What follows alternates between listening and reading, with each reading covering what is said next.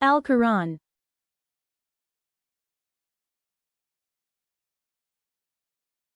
खुलासा मज़ामीन कुरान, पारा number 15, सफ़हा number 1। सूरत असरा। इस सूरत में दो बातों का जिक्र है, एक अल्लाह की वहदानियत और दूसरा नबी अकरम सल्लल्लाहु अलैहि वसल्लम का मोजिज़ा असरा, इसलिए इसकी आयत भी दो कस्म की हैं। एक आयत तवहीद और दूसरी आयत मोजिज़ा। असरा वाओ मिराज की अबतदा। इस वाक़ये की अबतदा उम्हानी रज़ी अल्लाह अन्हा के घर से हुई और ये सफ़र बराक पर था जिसकी बर्क़ रफ्तारी अजीब थी। यहाँ आयत करीमा में मस्जिद अक़सा तक जाना मज़कूर है, आगे जाना मज़कूर नहीं, अलबत्ता अहादीस में मज़कूर है कि आप सल्लल्लाहु अलैहि वसल्लम मस्जिद अक़सा के अंदर तशरीफ़ ले गए और वहाँ नबिया किराम अलैहिमुस्सलाम के इमाम बने। बनी इसराइल। लफ्ज़ अबद का मिस्दाक़। इस आयत में लफ्ज़ अबद मज़कूर है और अबद का मिस्दाक़ मजमुआ रूह वाउ जसद होता है। इससे भी मालूम होता है कि मिराज जिस्मानी थी।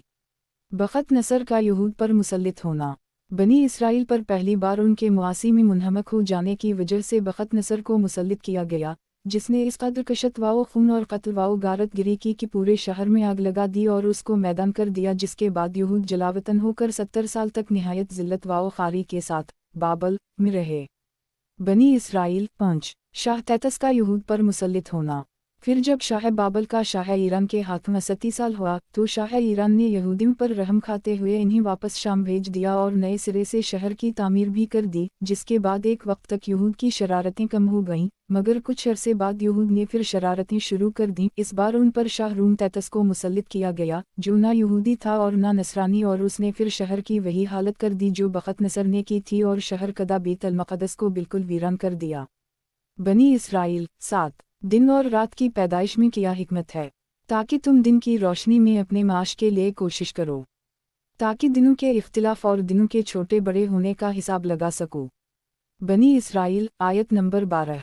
कामयाबी के लिए 3 शर्तें। सही नीयत, सही अमल, सही अक़ीदा। बनी इसराइल आयत नंबर 19। Thanks for watching.